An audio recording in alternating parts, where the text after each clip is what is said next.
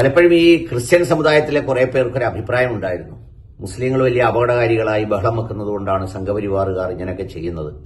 അവരുടെ ഭാഗത്ത് വലിയ തെറ്റുണ്ട്, അവരുടെ പ്രതികരണം ശരിയല്ല, അവരെന്തോ രാജ്യം സ്ഥാപിക്കാൻ പോകുന്നു, പിടിച്ചെടുക്കാൻ പോകുന്നു, അതുകൊണ്ടാണ് സംഘപരിവാറുകാരും RSSകാരും ഒക്കെ അതിനെ പ്രതിരോധിക്കുന്നത്.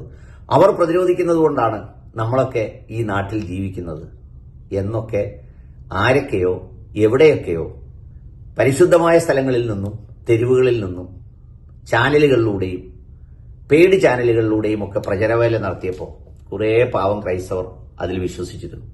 പക്ഷെ ഇന്നവർ തിരിച്ചറിഞ്ഞു തുടങ്ങിയിരിക്കുന്നു. അങ്ങനെ ശബ്ദമുണ്ടാക്കാതിരുന്ന്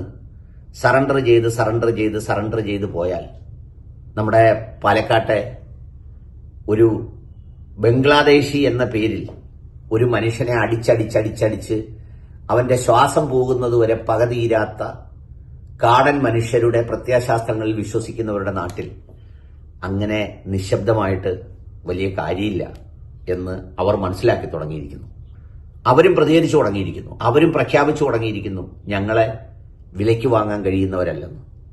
അതുകൊണ്ടാണ് വലിയ കൊട്ടയിൽ കൊള്ളാത്തത്രയും ജനപിന്തുണ ഈ തദ്ദേശ സ്വയംഭരണ സ്ഥാപന തെരഞ്ഞെടുപ്പിൽ നമ്മുടെ അനൂപ് ആന്റണിയും ജോർജ് കുര്യനും ഷോൺ ജോർജും ഖാസയും എല്ലാവരും കൂടി കൊണ്ടുപോകാമെന്ന് കരുതിയിട്ട് അതിനുവേണ്ടി വലിയ ട്രെയിലറുകൾ പിടിച്ച് ജനപിന്തുണ ജനാധിപത്യ പ്രക്രിയയുടെ ഭാഗമായി കെട്ടിക്കൊണ്ടുപോകാമെന്ന് വിചാരിച്ചിട്ട് അവസാനം കിട്ടിയത് ഒരു പെട്ടിയാട്ടോയിൽ കയറാനുള്ള പിന്തുണ പോലും ഈ മധ്യ കേരളത്തിലും ക്രൈസ്തവ ഭൂരിപക്ഷ മേഖലയിലും കിട്ടിയില്ല എന്നുള്ള യാഥാർത്ഥ്യം തിരിച്ചറിഞ്ഞാണ് കഴിഞ്ഞ ദിവസം നമ്മുടെ രാധാകൃഷ്ണൻ നേതാവ് ക്രിസ്ത്യാനികളെ എല്ലാം UDF കൊണ്ടുപോയി എന്നൊക്കെ പറഞ്ഞത്.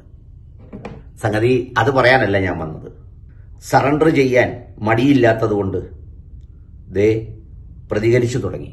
ഛത്തീസ്ഗഡിൽ നമ്മുടെ കേരളത്തിലെ കന്യാസ്ത്രീകളെ രണ്ടുപേരെ തടഞ്ഞു വെച്ച സ്ഥലത്ത് പരസ്യമായി 10,000 പങ്കെടുക്കുന്ന ക്രിസ്തുമസ് മാസ് റാലി നടന്നു. നിർഭയരായി മനുഷ്യർ പങ്കെടുത്തു. അവരുടെ മനസ്സിൽ എന്തായിരിക്കും ഇറങ്ങുമ്പോൾ ഉദ്ദേശം എന്നറിയാം. ഇത് ഇന്ത്യ മഹാരാജ്യമാണ്, ഞങ്ങൾ കൂടി അവകാശപ്പെട്ടതാണ്, ജീവിക്കാൻ കഴിയുമെങ്കിൽ അന്തസ്സോടെ ജീവിക്കണം, അതല്ല മരണവും നഷ്ടവുമാണ് ഞങ്ങൾക്ക് വിധിച്ചിരിക്കുന്നതെങ്കിൽ അത് വിശ്വാസത്തിന്റെ പേരിൽ ഞങ്ങളെ ഏറ്റെടുക്കാൻ തയ്യാറാണ് എന്നുള്ളതാണ് അതിന്റെ ലക്ഷ്യം. ദേ ആ ജാഥ സംപ്രേഷണം ചെയ്തത് ഗുഡ്നസ് TV-യാണ്. പീഡനങ്ങൾക്കും ഭീഷണികൾക്കും മുന്നിൽ പതറാതെ തങ്ങളുടെ വിശ്വാസം പ്രഖ്യാപിക്കാൻ ആയിരങ്ങൾ തെരുവിലിറങ്ങി. ക്രൈസ്തവർക്ക് നേരെ നിരന്തരം ആക്രമണങ്ങൾ റിപ്പോർട്ട് ചെയ്യപ്പെടുന്ന ഛത്തീസ്ഗഡിൽ ക്രിസ്തുമസിനോടനുബന്ധിച്ച് നടന്ന മഹാറാലി വിശ്വാസികൾക്ക് പുതിയ കരുത്താവുകയാണ്. ഇത് വെറുമൊരു ക്രിസ്തുമസ് റാലിയല്ല, മറിച്ച് ഭയത്തിനുമേൽ വിജയം നേടിയ വിശ്വാസത്തിന്റെ പ്രഖ്യാപനമാണ്. ക്രൈസ്തവ ആരാധനാലയങ്ങൾക്കും വിശ്വാസികൾക്കും നേരെ നിരന്തരമായ ആക്രമണങ്ങൾ പതിവായ ഛത്തീസ്ഗഡിലെ ബിലായ് നഗരമാണ് ഈ ജനസഞ്ചയത്തിനെ സാക്ഷ്യം വഹിച്ചത്. കഴിഞ്ഞ ഡിസംബർ 7 യുണൈറ്റഡ് ക്രിസ്ത്യൻ കൌൺസിലിന്റെ നേതൃത്വത്തിലാണ് ഈ ബൃഹത്തായ റാലി സംഘടിപ്പിച്ചത്. മാസങ്ങൾക്ക് മുൻപ് 2 മലയാളി കന്യാസ്ത്രീമാരെ മതപരിവർത്തനവും മനുഷ്യക്കടത്തും ആരോപിച്ച് അറസ്റ്റ് ചെയ്ത ദുർഗ് റെയിൽവേ സ്റ്റേഷൻ നിലനിൽക്കുന്ന അതേ നഗരമധ്യത്തിലൂടെയാണ് ഈ വിശ്വാസ പ്രവാഹം കടന്നുപോയത്. ക്രൈസ്തവരെ പരസ്യമായി അസത്യം പറയുകയും കയ്യേറ്റം ചെയ്യുകയും ചെയ്യുന്ന സാഹചര്യങ്ങളെ അതിജീവിച്ചാണ് ആയിരക്കണക്കിന് വിശ്വാസികൾ തെരുവിലിറങ്ങിയത്. ഛത്തീസ്ഗഡിന്റെ സമാധാനത്തിനും അനുഗ്രഹത്തിനുമായാണ് ഈ ഒത്തുചേരലെന്ന യുണൈറ്റഡ് ക്രിസ്ത്യൻ കൌൺസിൽ ഭാരവാഹികൾ വ്യക്തമാക്കി. മുൻ വർഷങ്ങളെ അപേക്ഷിച്ച് ഇത്തവണ ജനപങ്കാളിത്തം വളരെ കൂടുതലായിരുന്നു. ഇതാണ് ആ റാലി. ഇതിന് വളരെ മുമ്പേ തന്നെ മുസ്ലിം കമ്മ്യൂണിറ്റി ഈ പ്രവർത്തനം, ഈ പ്രചരണം, നിലനിൽപ്പിന് വേണ്ടിയുള്ള പോരാട്ടം, അസ്തിത്വത്തിന് വേണ്ടിയുള്ള പോരാട്ടം തുടങ്ങിയിരുന്നു. അന്ന് ഒരുപാട് ക്രൈസ്തവ സംഘടനകൾ, അതിന്റെ നേതാക്കൾ, അനുയായികളെന്ന് ഞാൻ പറയുന്നില്ല, അവരുടെ മനസ്സിലൊക്കെ ഉണ്ടായിരുന്നു കാണും.